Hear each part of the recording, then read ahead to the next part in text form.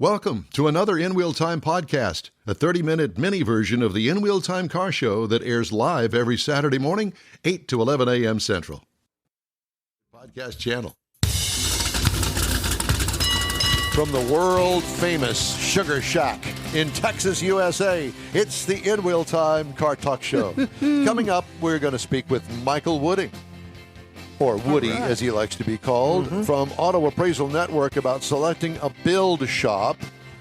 And we'll also talk about his upcoming car show, the Woody's Waterfront Car Show. Next weekend. We will be next weekend, yeah. So we got all that in store for you here coming up.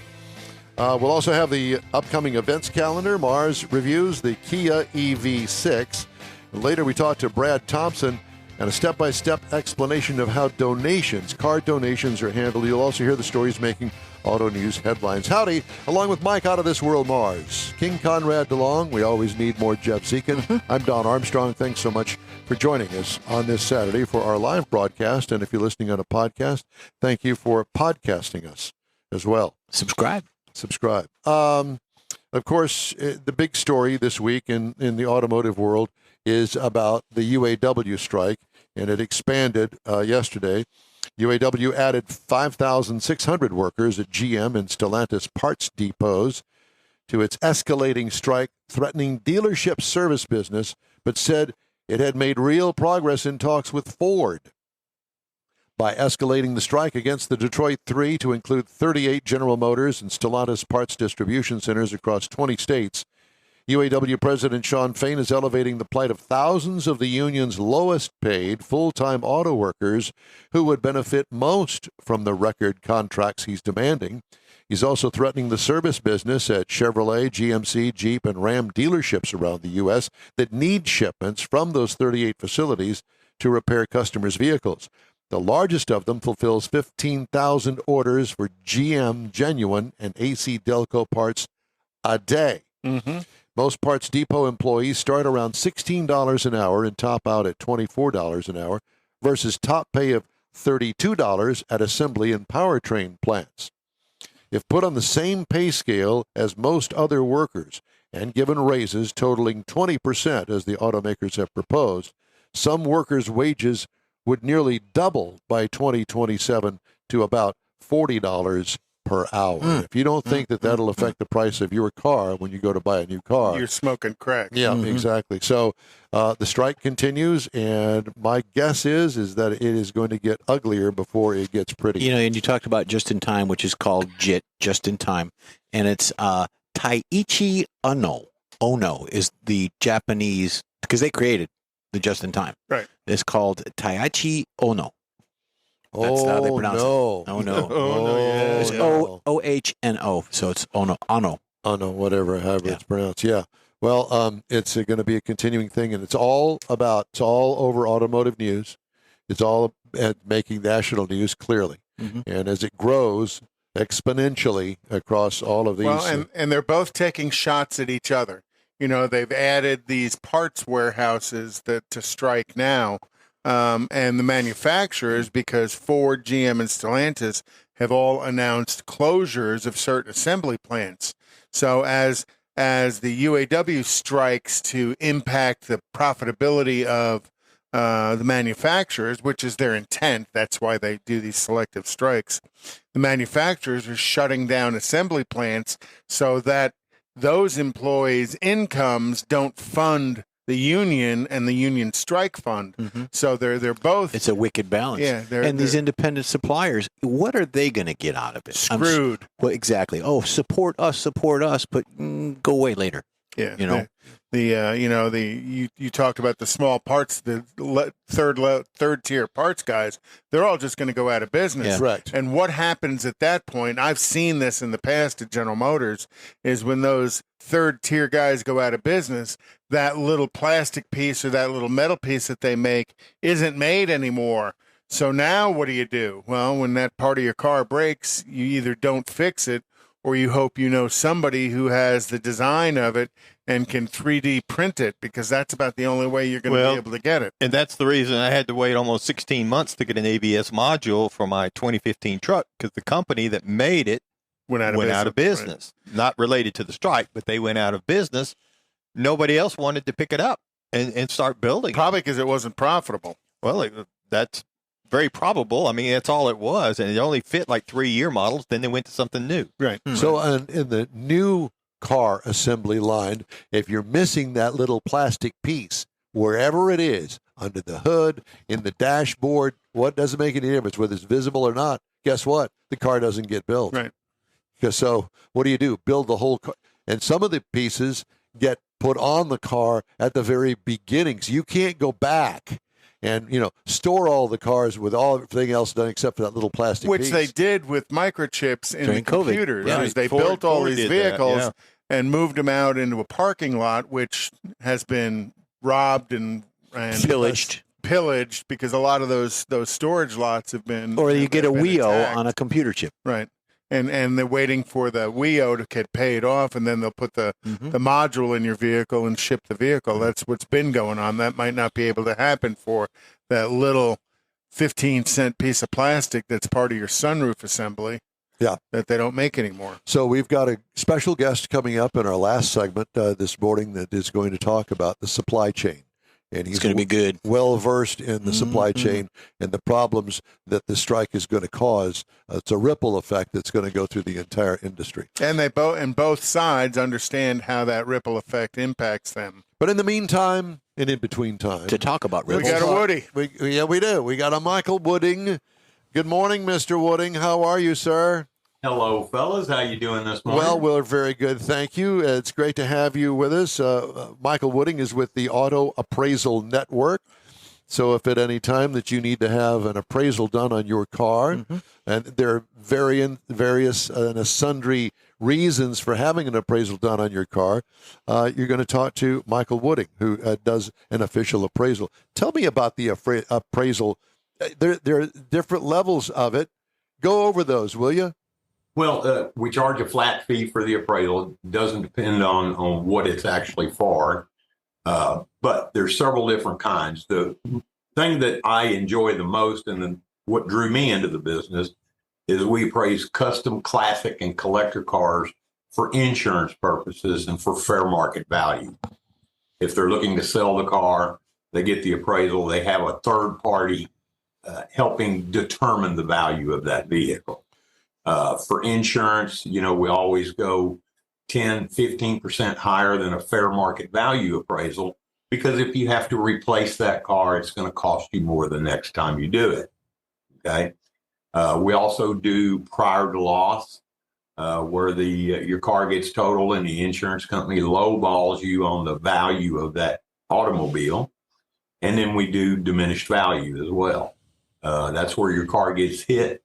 Your car gets repaired and returned to you, and then what is the difference in value in that car now versus before it got hit? And So let me ask you a question about that, Mike. Is when you do diminished value, you're looking at the value lost that like a Carfax report would have on valuing your vehicle.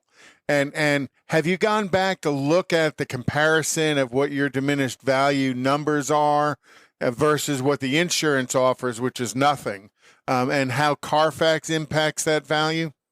Carfax really doesn't impact it other than just the information that the car, and that's the reason diminished value is here in Texas the first place, so that you have some way to recoup that lost value. And, you don't get that from the insurance company. To get diminished value, you have to have a third party involved, and you go after that third party for your diminished value. Okay. Then the insurance company will step in there and usually pick up that cost. So let's change gears here and let's talk about building a car. Whether you're restoring it, whether you're hot rodding it, no matter what it is, how do you determine whether the build shop that you have chosen is trustworthy? And I guess that the real story is $2 million of classic cars and parts found during a search in connection with a car repairman accused of ripping off customers. And we hear these stories quite frequently, where you've got a friend of a friend who's turned you on to somebody that does restorations, and he sells you the restoration. You give him the car. You give him, $5,000 to get started on the car. The car is pushed to the corner of the shop, and eventually, when you go to check on the car, nothing has been done, and the guy's out of business. And it's covered in mud daubers. Well, we just had that situation occur down in Dickinson, Texas. I don't know if you saw the articles by Fox News on that. But there was a gentleman down there running a so-called restoration shop, and he would take in the car and take a deposit on the car. And then the particular car that I did was a 67 Camaro. It had been at one shop already for the engine and transmission work and rear end and wheel wood brakes and all those good pieces.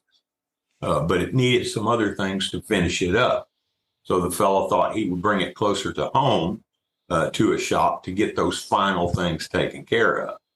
So he leaves the car with the guy, gives him a huge down payment to get the work done, and doesn't hear anything for a while. Calls the guy and he says, we're working on it, don't worry. So he puts him off to the point where finally the customer goes down to where the car is supposed to be, and the car is not there. He had moved the car and done this to several cars, moved them to a storage facility, and took all the work that had been done. This fella had bought a brand new LSX crate engine to put in the car. He took it out of the car and sold it. He took the transmission out of the car and sold it. And there was nothing but a shell of the car left. So that's what I tell everybody, visit the shops. Often. If you're going to send your car to a shop, and I don't care if you're in California and you're getting work done here in Texas, fly down and visit the shop. Never turn your car over to somebody that you're not seeing face to face and dealing with on a virtual weekly basis. So, well, I will tell you that Mark Rancourt over at Sweet Rides worked on my '66 Corvair, and it took him a while. I mean, it was a long process, and he said, "Look, I'll do this for you, but I'm going to have to." Work on other cars, slow walk it. And he did, but it turned out magnificent.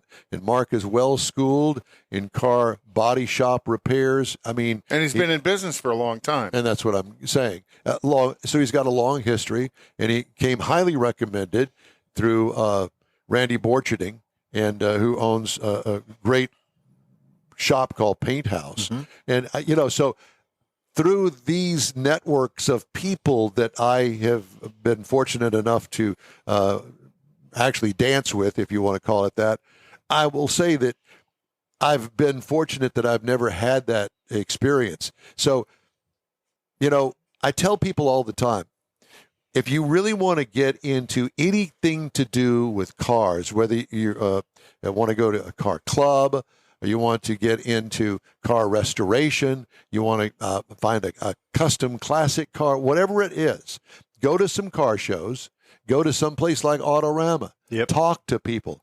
People in the car business love to talk about and brag about their cars. What kind of experience have you had with, XYZ repair shop, whatever the case may be? Don't you agree? Absolutely.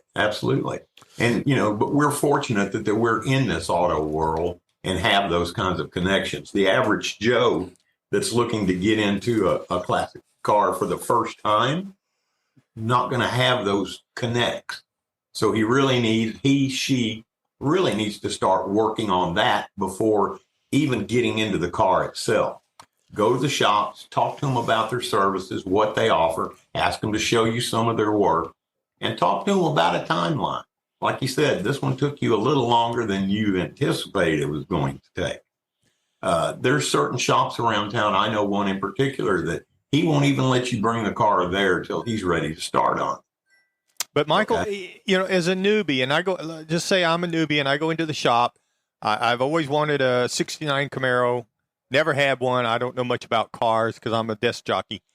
And I go talk to the shop. Oh, yeah, what you want to be done. I've got a lot of cars here.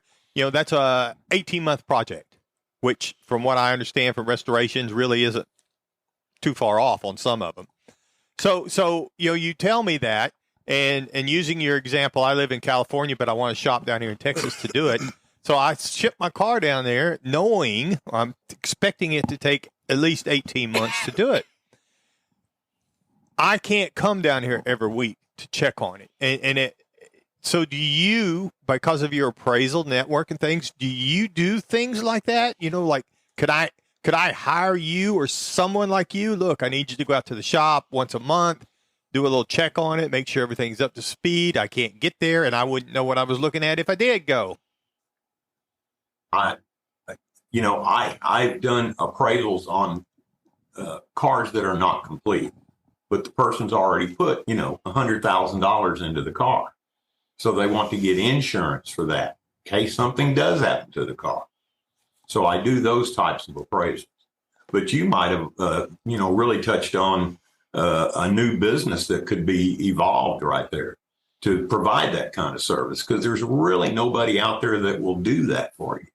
Right. I mean, and even if I'm local here in Houston and I'm using a Houston shop, but I'm a desk jockey. I don't know anything about cars except how to put the key in it and start it. But I've always wanted that '69 Camaro, and I wouldn't know if the guy's feeding me a line of bull or not. Whenever I get there to look at it, he said, "Oh, this is Art Morrison chassis we put under here," and all he did was paint up the existing one. That's kind of what I'm wondering about, because there's a lot of people that are getting to that point now. Yep, absolutely. Let's shift gears here and let's talk about the 5th annual Woody's Waterfront Rod and Custom Car Show. Rod and Custom Show. That's a change this year. I hope you're all aware. Well, I noticed that it's a change in the name of the show, and I'm thinking, so I thought that there were a lot of custom cars out there already. What we can't, but if you were at last year's show, and I believe you were. I was, yes. I've been to all 5 of them, if you remember correctly. But if you don't hang around till the trophy time, you don't see who wins these trophies. Okay. And we had a lady, a sweet lady. I mean, she was a lot of fun. Even took me for a ride in it. Had a brand new Tesla with a paper tag on it. She won a trophy.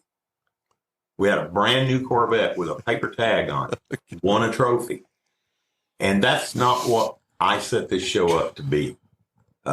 Just because you got a pocket full of money and go buy a new car, you're not the people I'm looking for. I'm looking for the guy that's bought that car, worked on that car, brought that car to the level that it is today, either through shops or his own work, and really has like you say, a love affair with the car, and creates some of these cars are pure works of art, So I really wanted to get those people a better chance of taking a trophy home, and not let these, and I don't want to call them rich people, but people with the ability to go buy a new car and just come get a trophy. So we limited it this year to 1988 and below. And I went 88 because I wanted to get into, the Trans Ams are real hot now, the 77, 78, 79 turbos. They're all pretty collectible cars. You got the Buick Grand Nationals, the GNX, other cars like that are going to fit that category that, they might have bought, but they've had it for years and kept it in pristine condition. So I'm really looking. It's a judge show, and we eliminated classes last year, and that seemed to work really well, because there's always some Joe that's why did I get second and not first, or this, that, or the other. The Don Armstrongs that come out there. Yeah, I got 40 trophies, and they're all class winners. Okay, gotcha. So we're gonna have 40 cars that get trophies, and it'll be a class winner trophy. And then we have the best of show, best interior, best paint, best engine. Where is it? Where is it? And when is it? It is next weekend, September 30th, at Topwater Grill in San Leon, Texas, 815 Avenue O. 815 Avenue O. In San Leon, Texas. San Leon. Because 816 Avenue O is the Bay of Galveston. Yeah. Pretty It much. is an absolutely gorgeous place. Y'all been there, people that haven't been, and that was another thing that I really wanted to accomplish with this show, because I've got a garage full of trophies for my car, but I had to sit in some hot parking lot all day, bringing what shade and air I could bring with me to get those. And I just got to the point where it wasn't enjoyable anymore. Yeah. I wanted to go to a show that I enjoyed being at. And when I saw this location and was able to put it together, I knew I had something. And like I say, it's continued to grow. This is the 5th year we've done it. It's a little bit of work for a single guy to do. I got to get me a partner here probably to keep going because I'm not getting any younger. But it's a great location, and the thing I thought was real cool about it is if you get there early enough, you can catch that morning sunrise light. Oh, I've got pictures. I've got gorgeous pictures of that. It's a great photo opportunity for you to bring your car with the water in the background and the other cars parked around it and the sunrise. It's a beautiful location. How many? You have any slots still left open? It's a first come first serve. Got it. We've got room for about 250 cars. Okay. And when do the gates open for me to bring my car down there? The gates actually open at 8 o'clock. 8 a.m. and the show runs from what to what? 8 to 4. 8 to 4. Okay. Now we get people coming in from Conroe and Tomball and Hempstead and other parts up here, and they usually leave before daylight. Oh, yeah. And they get down there, so they're sitting there waiting at 7 o'clock. And these crazy fools with this crazy radio show. Yeah. Yeah. There's that. So, there'll be somebody at the gate probably at about 7:15, 7:30. Well, if not, we're just going to have to bust it down because we got to get started earlier than that, as you well know. Well, I'll be there to accommodate you guys. You know that. Thank you. We appreciate that. Well, okay, so next Saturday, Topwater Grill in San Leon, Texas. 8 to 4, and it's a great venue. What a wonderful place, that Topwater Grill, right there at the point out in the middle of the water. Now, you can drive right on out there to show your car, and at the very end where we'll be is a nice palapa, and it's going to have, I don't know if the bar is going to be open or not, but we'll Bloody Marys will be available. That's what we needed to hear. Woody, it's great to talk to you. Thanks so much, and we will see you next Saturday, my friend. Mighty fine. Thanks, Woody. Thanks. All right. I'm having me a salad at the restaurant. There's that. All right, time now here on the N-Wheel Time Car Talk Show for the events calendar, not the cruise in, the events calendar, which kind of goes right into Woody's Waterfront Car Show. And that would be the start of it. Is Woody's Waterfront Car Show is next weekend. Moving on. It's an event, not a cruise in. Friday, October 14th is the All British Car Show at the Butler House in Spring, Texas. Friday, October 20th, the 38th annual Wolf Creek Car Show at Wolf Creek Park in Cold Spring, Texas. On September 23rd, which is tomorrow. Mm-hmm. That's today. Today, Clear Lake Car Show, and that's in Kemah, Texas. And for Mars and his ilk out there in Nederland. You got ilk? I have ilk. Ilk. Put some ointment on it. The Nederland Avenue Cruise-In starts at 8 a.m. on September 30th. Everyone who's arrested by the Popo can come on out, and if you're not thrown in jail out there in Nederland, you can go up to Silsby for the Silsby Cruise-In on the 29th through the 30th. That's Friday and Saturday night at Kirby Memorial Stadium. So Mars has got stuff to do. All right, and right now, speaking of that, Mr. Mars has a car review here on the N-Wheel Time Car Talk Show, and that would be on the Kia EV6. Yeah, do. And I got lots to say, so I'm going to talk kind of fast. I'll just say, because you ain't got much time. We're talking about the 2023 Kia EV6 GT all-wheel drive. Now, the GT is one of the 4 trim levels that are on this vehicle. It's kind of a weird year. They're actually dropping the base model, which is the light, and they're adding the GT as the new one. So it'll end up being with just 3 trim levels on this.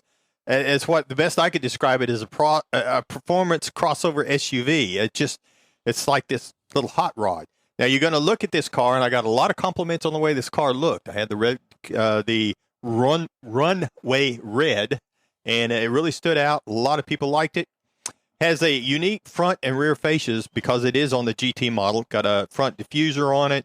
Got some nice neon green accents, including the brake rotors or the Calipers. calipers. That's what I'm thinking about. And I wrote it down as rotors, and I knew that wasn't right. So you got that, and you're going to find up front you got LED lighting on the front and the rear. Got some on the interior. Got a power lift gate that's includes a rear spoiler that adds to the styling of this vehicle. It's just really sharp. Got a power sunroof, rolls on some 21-inch alloy wheels. Got flush door handles that kind of pop out whenever you hit the key fob, so that you can pull on them to get it open. Otherwise, it's nice and flush, all door colored. You don't even hardly see them. You get into the inside, it had the suede seating surfaces. The front seats are heated. The outboard of the rear seat, they're also heated. Got the front sport buckets. Now, these things have got some really big bolsters on them. One day I was running some errands. I got in and out of the car. I counted it 10 times. By the 10th time, you really notice the bolstering. But when you're sitting in it, it's really comfortable. You really feel like you're secure in the seating on it. I really liked them in that regard. Had the heads-up display. We had the wireless charger. Had a Meridian premium audio system that works pretty well.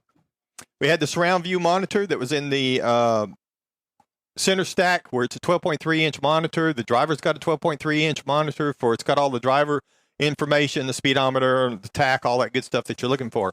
Now, under the hood, there is a dual motor, all-wheel drive type setup that is 576 horsepower equivalent.